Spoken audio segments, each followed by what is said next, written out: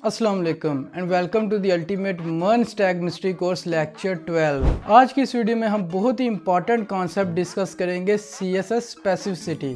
CSS specificity को समझना बहुत ज़रूरी है क्योंकि ये डिटरमाइन करती है कि कौन से स्टाइल्स कैसे और कहाँ अप्लाई होंगे। स्पेसिफिसिटी से आप ये जान सकते हैं कि क्यों आपके कुछ स्टाइल्स चल रहे हैं और कुछ नहीं।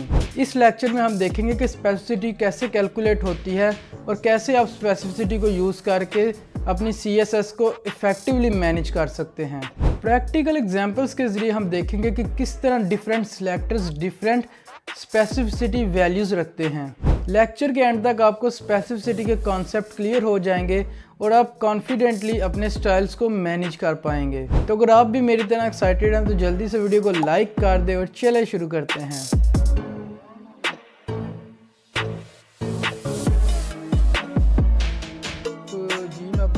स्क्रीन पर आ चुका हूं और आज हम देखेंगे स्पेसिफिसिटी के बारे में कि CSS में स्पेसिफिसिटी का क्या रोल है। तो उसके लिए ना मैं यहाँ पे सबसे पहले आपसे ना एक क्वेश्चन करूँगा। तो मैं अपने index.html की फ़ाइल में आता हूँ। यहाँ पे मैंने ना कुछ थोड़ा सा कोड लिखा है और सबसे पहले तो मैं आपको ना इसके बारे में बता देता हूँ कि ये जो मैंने स्टार लिखा है यहाँ पे इसका क्या मतलब है। तो इतने कोड को मैं कमेंट करता हूँ। तो ये स्टार बेसिकली क्या होता है, स्टार CSS में ना जितने भी हमारे HTML के एलिमेंट होते हैं उनको टारगेट कर लेता है। स्टार जब हम लिखते हैं CSS में उसका मतलब होता है कि HTML में हमारे जितने भी एलिमेंट है, कोई डिव है, कोई हेडिंग टैग है, कोई p टैग है, कोई स्पैन टैग है, कुछ भी है, ये उन सब को टारगेट करेगा। तो अगर मैं यहाँ पे इसका कलर ब्राउन करूँगा तो इसका मतलब है कि मेरे पास जितने भी एलिमेंट है पेज में सब का, जितने भी मतलब टेक्स्ट फॉर्म में एलिमेंट है उन सब का कलर ब्राउन हो जाएगा। मैं यहाँ पे ना आपको एक दो एग्जांपल इसकी और दिखाता हूँ। दिस इज़ डिव और यहाँ पे मैं एक p टैग भी बनाता हूँ, दिस इज़ p टैग। एक स्पैन भी बनाता हूँ, दिस इज़ स्पैन। तो ये आप देखिए, ये जितने भी हमारे एलिमेंट थे ना सबका कलर ब्राउन हो चुका है। क्यों? क्योंकि यहाँ मैंने स्टार में इसका कलर ब्राउन दिया। अगर मैं पिंक करूँगा तो सबका कलर पिंक हो जाएगा। तो इससे आपको समझ आ गई कि ये जो स्टार हमारे पास एक, इसको कहते हैं यूनिवर्सल सिलेक्टर। तो अब इसको मैं ख़त्म करता हूँ यहाँ से। अब हमारी बारी है स्पेसिफिसिटी के बारे में। तो स्पेसिफिसिटी का मतलब क्या होता है? स्पेसिफिसिटी की मैं आपको डेफिनेशन यहाँ पे दिखाता हूँ। Introduction to specificity. Specificity is a set of rules. कुछ रूल्स हैं जो कि ब्राउज़र की तरफ से अप्लाई किए जाते हैं to determine which CSS rules take precedence when multiple rules target the same element. मतलब कि जब मल्टीपल स्टाइल्स लगे होंगे किसी भी एलिमेंट को, जैसे कि आईडी को यूज़ करके, यूनिवर्सल सिलेक्टर को, क्लास को, सूडो एलिमेंट्स को, सूडो क्लासेस को, या उसके अलावा और यहाँ पे मतलब एलिमेंट सिलेक्टर को यूज़ करके, तो उनमें से कौन सा हमारा स्टाइल चलेगा। तो ये चीज़ स्पेसिफिसिटी डिफाइन करती है। इसके अलावा ये भी लिखा है, helps to resolve conflicts in CSS and ensure that the correct styles are applied. Means के मैंने अगर इस तरह से चार सिलेक्टर्स यूज़ करके मैं सेम चीज़ को टारगेट कर रहा हूँ, यहाँ पे इसको मैं कलर देने की कोशिश कर रहा हूँ। अब मैं चाहता हूँ पिंक कलर आए, लेकिन अगर वो कोई ब्लू आ जाता है तो ग्रीन आ जाता है, तो वो क्यों आ जाता है? वो आता है स्पेसिफिसिटी की वजह से। तो स्पेसिफिसिटी क्या होती है? स्पेसिफिसिटी एक नंबर्स होते हैं, एक वैल्यू होती है।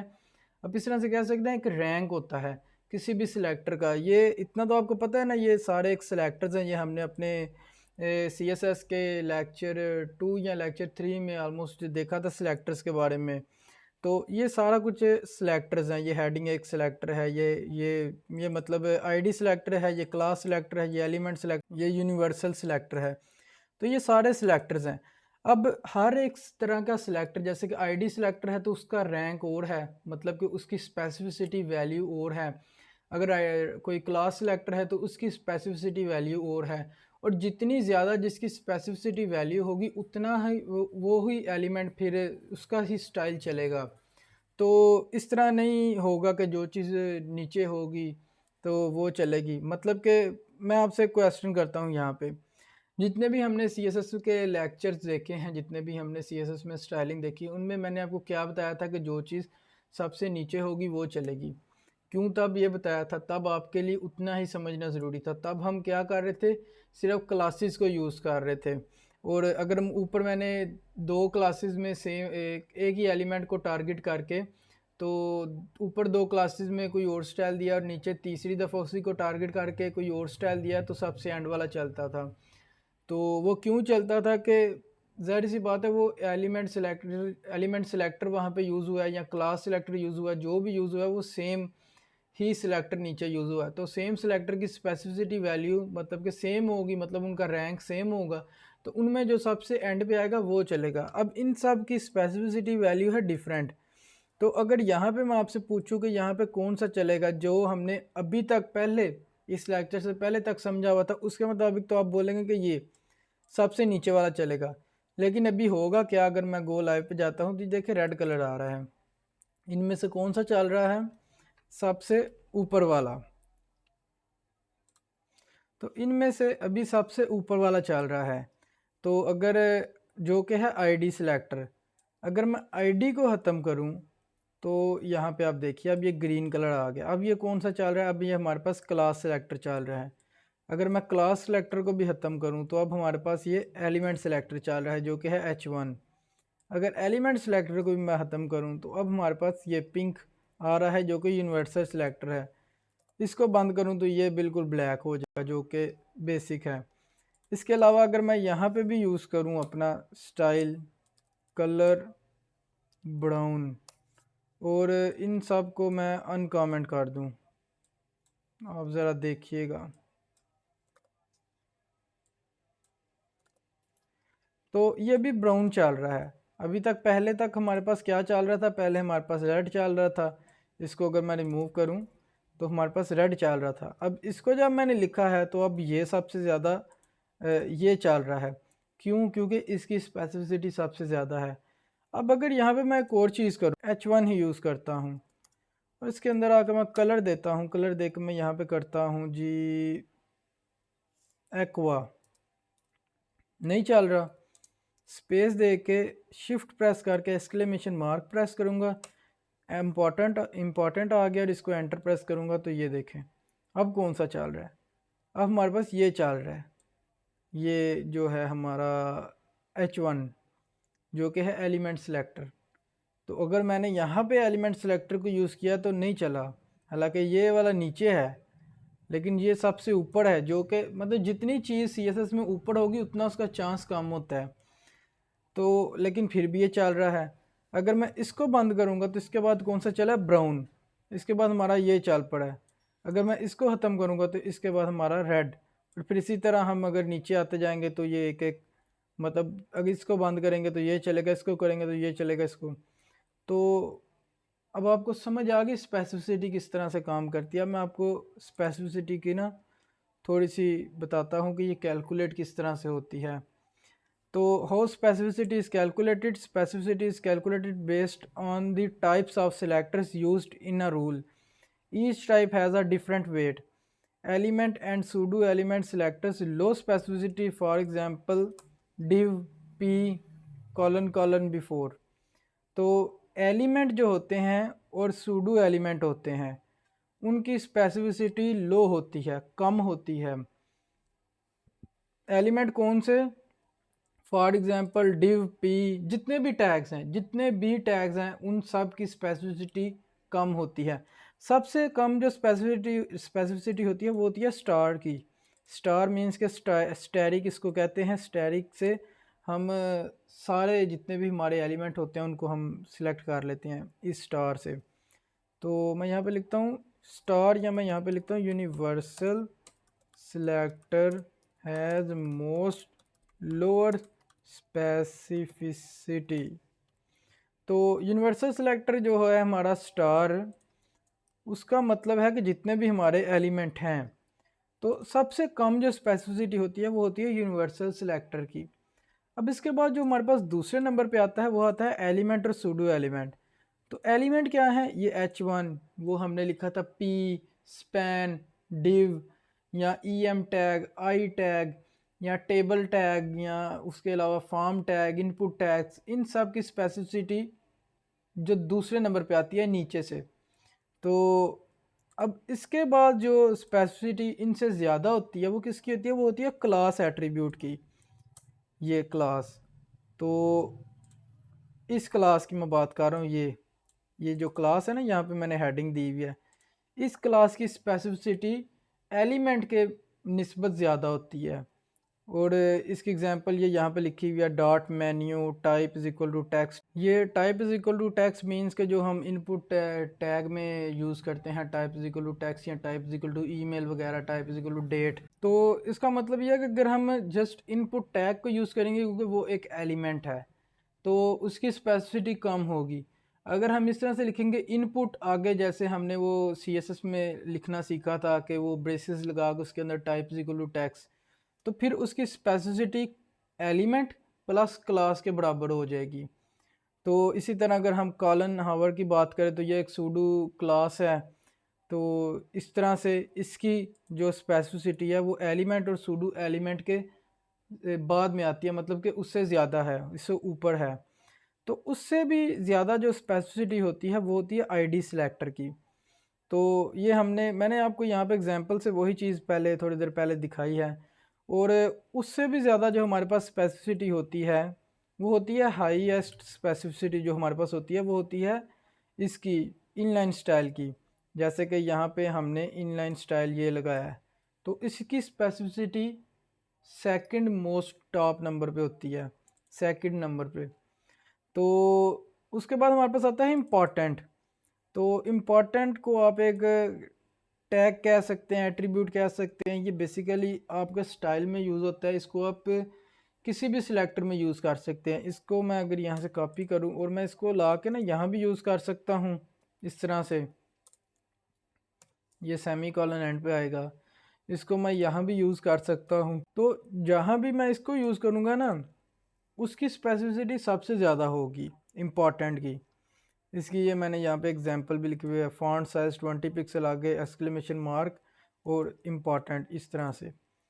तो अब आते हैं स्पेसिफिसिटी की हायरार्की पे कि स्पेसिफिसिटी क्या होती है, इसको कैलकुलेट कैसे करना है। तो स्पेसिफिसिटी जो होती है यूनिवर्सल सिलेक्टर की वो होती है ज़ीरो, क्योंकि उससे बड़ी कोई होती नहीं।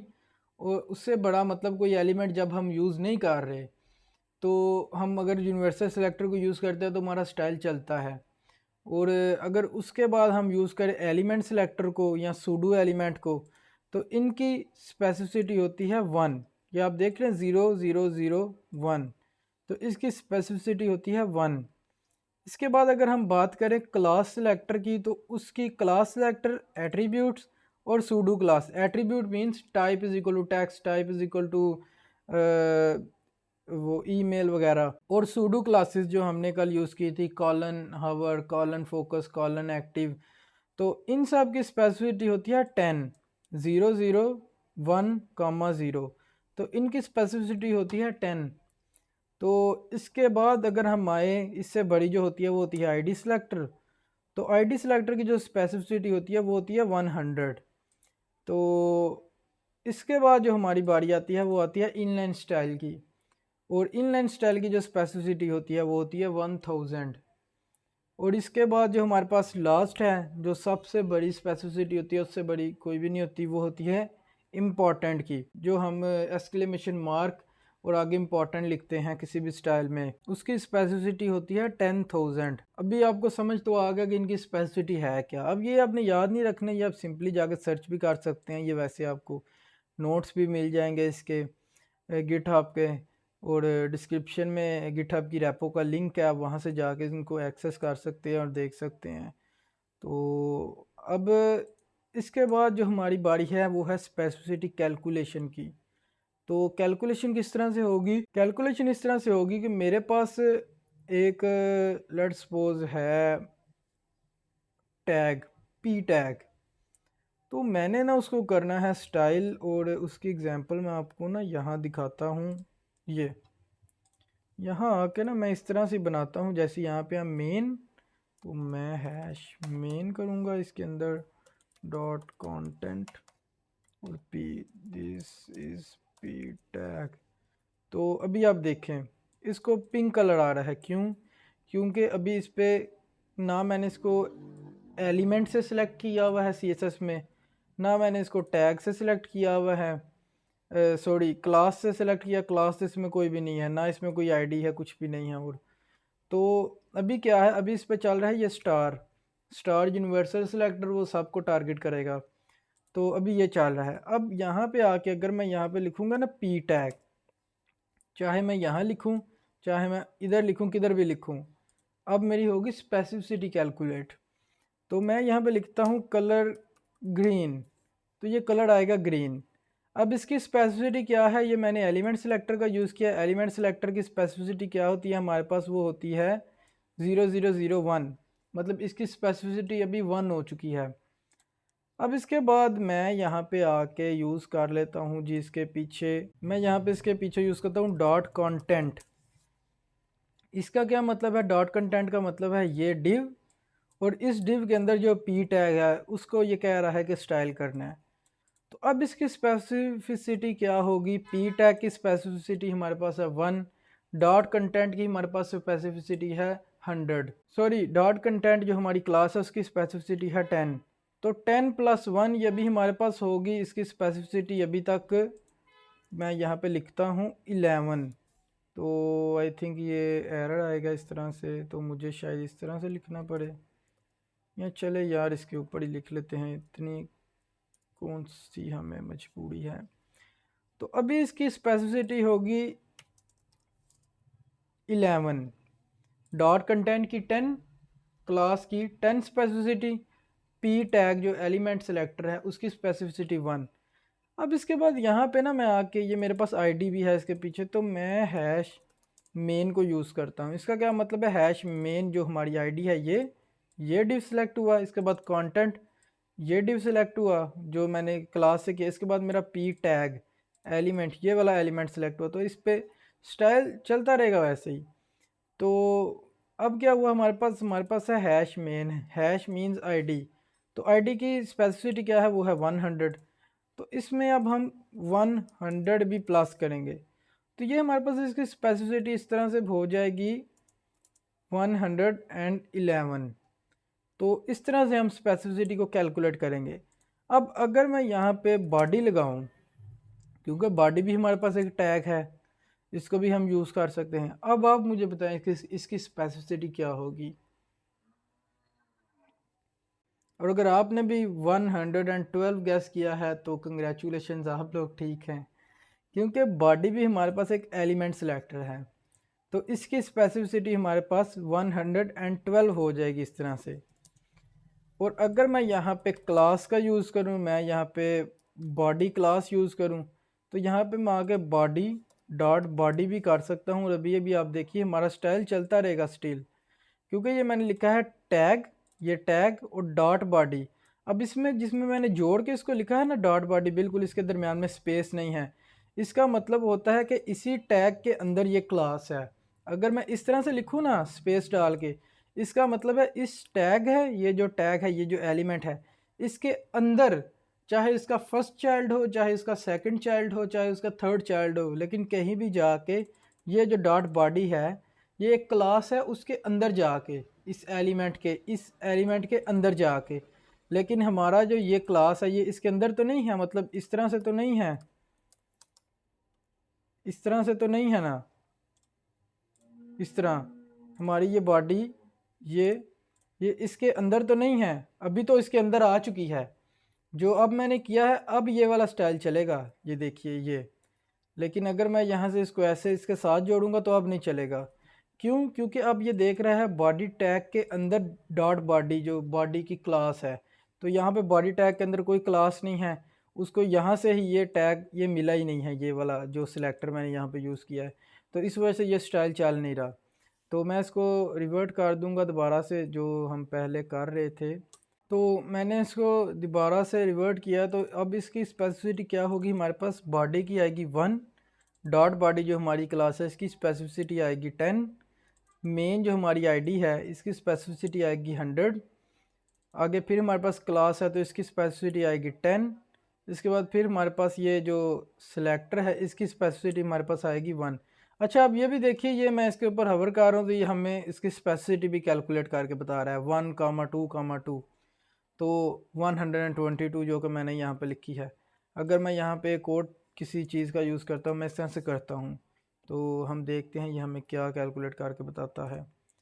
तो ये देखें, ये हमें यहाँ पे कैलकुलेट करके बता रहा है इवन कि ये एग्जिस्ट नहीं करती, ये क्लास पी के अंदर कोई भी डॉट कंटेंट के नाम से कोई भी क्लास नहीं है, लेकिन हम अपनी स्पेसिफिसिटी को कैलकुलेट करने के लिए सिंपली यहाँ पे आवर कर रहे हैं। और ये नीचे ये देखें 132, जो क्योंकि ये 122 हमारी अभी तक थी इसके साथ, और हम एक क्लास ऐड करेंगे तो 10 प्लस होगी। तो उम्मीद है आपको समझ आ चुकी होगी। यहाँ पे एक और भी है कैलकुलेशन के लिए, लेकिन आई थिंक इट्स इनफ, आपको डिटेल में मैंने समझाया है।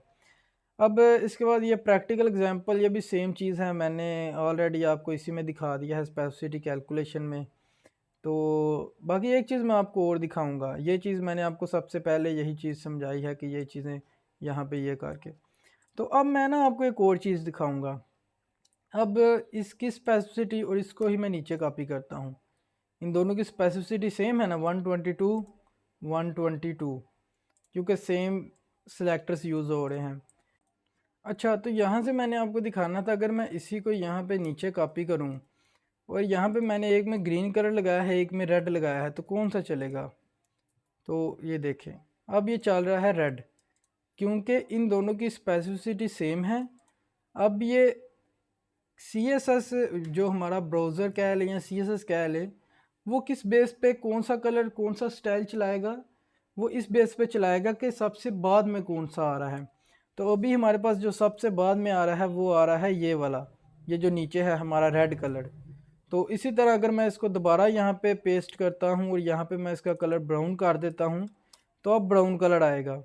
लेकिन अगर यहाँ कहीं मैं इसकी स्पेसिफिसिटी को इस तरह से बढ़ा देता हूँ, यहाँ पे मैंने एक क्लास ऐड की है कंटेंट पी में, और ये पी में कंटेंट, तो अब हमारे पास ग्रीन कलर आ रहा है। क्यों? क्योंकि इसकी स्पेसिफिसिटी अब बढ़ गई है, 132 हो गई है, और इनकी 122 और 122 है। तो इस तरह से मैंने आपको डिटेल में इसका समझा दिया है। अब इसके बाद हमारे पास एक और एग्जांपल है, लेकिन आई थिंक कि ये इनफ है जितनी मैंने आपको बता दिया है। तो अब आप इनको ट्राई कर सकते हैं, ये कोड आपको मिल जाएगा। उसके बाद आपने ट्राई बल्कि ज़रूर करनी है, ये जितनी भी एग्जांपल हैं इनमें। तो अब इसके बाद ये common pitfalls and tips, avoid over using IDs, use ID sparingly, prefer classes for most styling needs, be careful with inline styles, they have the highest specificity and can override other styles unintentionally. Use specificity calculator tools. Tools like specificity calculators can help you understand and debug specificity issues. तो यहाँ पे मैं लिखता हूँ VS Code built in specificity calculator। तो अब जो built in tool है हमारे पास, आप इसी को यूज़ करिएगा, ये जो है ये इस तरह से। तो इन सब का क्या मतलब है कि अच्छा, सबसे पहले ये तो कुछ टिप्स हैं जो मैंने आपके साथ शेयर किया यहाँ पे। इनका क्या मतलब है कि स्टाइलिंग में ना, किसी भी अपने प्रोजेक्ट में आपने कोशिश करनी है कि आईडी को यूज़ करके स्टाइल नहीं देना। हमेशा से जब भी आपने स्टाइलिंग करना शुरू करनी है, स्टाइल की आप कोई भी एक्सटर्नल फाइल बनाएं, इंटरनल आप स्टाइल करें, तो क्लास को हमेशा से यूज़ करें।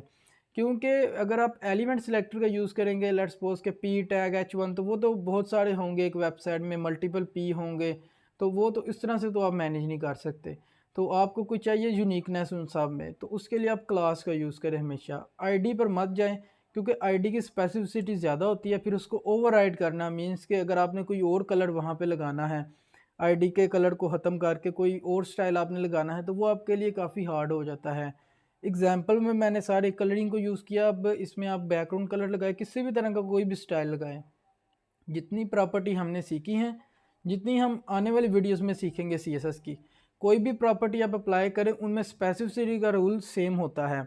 तो इसलिए मैं आपको कह रहा हूँ कि आप अवॉइड करें आईडीज़ को यूज़ करना। बिल्कुल भी स्टाइलिंग में अच्छी बात नहीं होती, बिल्कुल भी अच्छी अप्रोच नहीं होती। ठीक है, आप कर सकते हैं किसी जगह पे आपको बहुत ज़्यादा ज़रूरत है, अगर आपने अपने किसी एग्जिस्टिंग स्टाइल को ओवरराइड करना है, तो और आप चाहते हैं कि बिल्कुल एक मतलब आपने एक एलिमेंट में 8 से 10 प्रॉपर्टीज़ को यूज़ किया और आप चाहते हैं कि सिर्फ एक दो को आप ओवरराइड करना चाहते हैं, आप उसके फॉन्ट साइज़ को बढ़ाना चाहते हैं और आप नहीं चाहते कि आप क्लास में जो आपने क्लास यूज़ की हुई है सीएसएस में, उस क्लास में जाकर अगर आप चेंजिंग करें तो हो सकता है वो क्लास को आपने 10 एलिमेंट्स में यूज़ किया हुआ है। अब बाकी 9 में आपको सेम स्टाइलिंग चाहिए, सिर्फ एक में आपको एक जगह पे एक प्रॉपर्टी यूनिक चाहिए। तो उसके लिए आप वहाँ पे आईडी सिलेक्टर का यूज़ करके उसको स्पेसिफिकली एक प्रॉपर्टी को या 2 प्रॉपर्टी जितनी भी आप चाहते हैं सेपरेट स्टाइलिंग कर सकते हैं, वो ठीक है। लेकिन अगर आप सारी आईडीज़ यूज़ करते रहेंगे ना अपने स्टाइल के अंदर, तो उनको फिर आप ओवरराइड नहीं कर सकेंगे। उसके लिए आपको इम्पोर्टेंट जो होता है एक वर्ड साथ उसका यूज़ करना पड़ेगा। अब इम्पोर्टेंट से या इम्पोर्टेंट यूज़ करना पड़ेगा या आपको इनलाइन स्टाइल यूज़ करना पड़ेगा, जो कि दोनों बिल्कुल भी अच्छी अप्रोच नहीं है। ये जस्ट बहुत ही आपके ना बहुत ज़्यादा माइनर आपको चाहिए कि इनको यूज़ करें। मैं तो कहता हूँ इनको 0.1% यूज़ करना चाहिए किसी भी प्रोजेक्ट में। ये जो इम्पोर्टेंट है, ये जो इनलाइन स्टाइल है, ये जो इंटरनल स्टाइल्स होते हैं आपके, जो इंटरनल आपकी एचटीएमएल की फ़ाइल में आते हैं, ये चीज़ें बिल्कुल भी अच्छी अप्रोच नहीं है। ठीक है, ये आपकी अंडरस्टैंडिंग के लिए बहुत ज़रूरी है, आपको ये सारी चीज़ें पता होनी चाहिए। आप जॉब के लिए जाएँगे, वो वहाँ पे आपको ये चीज़ें इस तरह के क्वेश्चंस पूछेंगे। अभी तो आपको लग सकता है कि यार ठीक है, मैं क्लास को यूज़ करता रहूँगा, मुझे क्या ज़रूरत है इसको सीखने की, स्पेसिफ़िसिटी क्या है, मुझे इससे कोई लेना-देना नहीं है, मैं इसको नहीं छेड़ने लगा, मैं क्लास पे रहूँगा। तो ठीक है यार, आप क्लास पे रहो, इट्स टोटली फाइन और ये बहुत अच्छी बात है। लेकिन होगा क्या जब आप इंटरव्यू देने जाएँगे, आप फ्रंट एंड डेवलपर के तौर पे जाते हैं, वहाँ पे वो आपको इस तरह का क्वेश्चन दे सकते हैं, ये क्वेश्चन जैसे कि ये। तो वो आपको पूछेंगे कि भाई बताओ इनमें से कौन-सा स्टाइल चलेगा? क्या बताओगे? अगर आपको स्पेसिफ़िसिटी के बारे में नहीं पता होगा, किस तरह से कैलकुलेट करोगे? और दूसरी बात ये भी होती है कि वहाँ पे आपको जो अच्छी टेक कंपनीज़ हैं, वहाँ पे आपको कोड एडिटर्स नहीं दिए जाते, कोडिंग करने के लिए। वहाँ पे आपको जो इस तरह के जैसे कि नोटपैड वगैरह में कोडिंग करवाई जाती है ताकि पता चले कि आपको खुद से कितनी कोडिंग याद है, कितना आपने जैसे कि मतलब कोडिंग को याद नहीं करना। मैं आपको हर लेक्चर में ऑलमोस्ट मैं जिस लेक्चर में मैंने बताया कि कोडिंग को याद नहीं करना, लेकिन मैं अभी कह रहा हूँ कोडिंग को कितना याद है। तो वो इस तरह से है जैसे मैं अभी ये सारी स्टाइलिंग करता हूँ, मैं कोडिंग लिखता हूँ, मैं बहुत कम मतलब गूगल वगैरह को यूज़ करता हूँ, मुझे मोस्टली खुद ही याद होती है। वो कैसे याद होती है? वो होती है एक्सपीरियंस से, लिख-लिख के, कर-कर के कोडिंग याद हो जाती है। एक अगर आप किसी आपने कॉलेज जाना शुरू किया है और कॉलेज में आप फर्स्ट टाइम गए हैं उस रोड पे, तो आप 2 दिन, 3 दिन जाएँगे, आपको उसका जो रास्ता है वो याद हो जाएगा। तो इसी तरह ये चीज़ें आपको याद हो जाती है, तो इसीलिए आपका टेस्ट जो नोटपैड वगैरह पे लेते हैं कि उन्हें पता चले कि इस बंदे को कितनी ये चीज़ याद है। याद जितनी ज़्यादा याद होगी उतना ही उसका इससे पता चलेगा कि वो एक्सपीरियंस्ड है बंदा उस फ़ील्ड में। तो ये इसीलिए आपको ये स्पेसिफ़िसिटी के सारे रूल्स आज समझाए हैं क्योंकि ये बहुत ज़रूरी है। दूसरा इसका ये भी है कि जो बंदे आईडीज़ या क्लासेस को यूज़ करते हैं तो उन्हें इस तरह से डीबग करने में भी बहुत मदद मिलेगी कि वो तो देख रहे होंगे और अक्सर ऐसे होता है कि बंदा कहता है यार ये मैंने नीचे यूज़ किया है, ये नहीं चल रहा, ऊपर वाला चल रहा है, क्या इशू है, क्या नहीं है? और फिर आप सिंपली यहाँ पे आके अगर आपको इम्पोर्टेंट का पता तो आप इम्पोर्टेंट लगा दोगे लेकिन इसको डीबग नहीं करोगे क्योंकि आपको इसका आइडिया नहीं होगा। तो ये बहुत ही ज़्यादा इम्पॉर्टेंट चीज़ है, छोटी-सी चीज़ है लेकिन इसको समझना बहुत ज़्यादा इम्पॉर्टेंट है। आपको एक दफ़ा इसकी आपने इस लेक्चर को देख लिया है ना, थोड़ी-सी आप इसकी प्रैक्टिस कर लें, जब आप प्रैक्टिकल लाइफ़ में आपको इस तरह से कोई इश्यू आएगा, आपके दिमाग में फ़ौरन वो चीज़ आएगी कि यार ये स्पेसिफ़िसिटी का मामला हो सकता है। तो आपने जाके उसकी स्पेसिफ़िसिटी को कैलकुलेट कर लेना है, वहाँ से आपको उसका इश्यू मिल जाएगा कि इश्यू मेरा कहाँ पे आ रहा है। तो जस्ट इतना सा काम है, इतना सा ये लेक्चर है और अब इसके बाद जैसे मैंने आपको लास्ट वीडियो में बताया था कि एक्सरसाइज डेली बेस पे आपकी आया करेगी अब से। तो मैंने आपके लिए एक एक्सरसाइज रखी है यहाँ पे, calculate the specificity for the following selectors and determine which style will be applied. तो अब ये आपने ना इस तरह से एक डिव बना लेना है। तो अभी मैंने डिव नहीं यहाँ पे बनाया हुआ, आप ना इस तरह से बना लीजिएगा जैसे कि ये डिव होगा। तो यार मैं ना आपको करके देता हूँ, या आप ना इस तरह से बताइए मुझे, छोड़े बाकी सब कुछ डिव शिव वो नहीं मैं बनाता। इन तीनों की स्पेसिफिसिटी कैलकुलेट करें और इन तीनों में से कौन सा स्टाइल चलेगा आपने ये बताना है। और ये है एक्सरसाइज 1। तो कमेंट में आके ना आपने लिखना है एक्सरसाइज 1 इक्वल टू जो भी उसका आंसर है, ये ए, इसको मैं ए कर देता हूँ, इसको मैं बी कर देता हूँ, इसको मैं सी कर देता हूँ। और इसके बाद एक्सरसाइज 2 भी है हमारे पास, right CSS rules to style an element with multiple classes and IDs then determine which rule will be applied. तो ये आपने खुद से करना है, ये आप बेशक कमेंट में उसका आगे कोड पेस्ट कर दें या ना करें, उसका कोई इशू नहीं है, लेकिन ये इसका आपने मुझे बताना है कि इनमें से किसकी स्पेसिफिसिटी सबसे ज़्यादा है। तो इसके बाद कंक्लूजन यार ये आप पढ़ लीजिएगा, कोई ये इतना ज़रूरी नहीं है, जो वही चीज़ है जो मैंने ऑलरेडी आपको बता दी है। तो उम्मीद है आपको ये लेक्चर अच्छा लगा होगा और स्पेसिफिसिटी के बारे में समझ आई होगी। तो अगर आपको वीडियो अच्छी लगी है तो वीडियो को ज़रूर लाइक करें और इसके नीचे कमेंट भी किया करें कि ये कोर्स आपको कैसा लग रहा है। मैं एनालिटिक्स के बारे में डेली बेस पे देखता होता हूँ, तो बहुत सारे मोस्ट ऑफ़ द पीपल ऐसे हैं जो कि वीडियोस को वॉच करते हैं पूरा, लेकिन ना ही लाइक करते हैं और ना ही कमेंट करते हैं। तो आप लाइक ज़रूर किया करें, उससे मुझे भी मोटिवेशन मिलती है और मुझे बहुत अच्छा लगता है जब आप लोग कमेंट करते हैं। तो मिलते हैं नेक्स्ट वीडियो में, तब तक के लिए अल्लाह हाफिज़।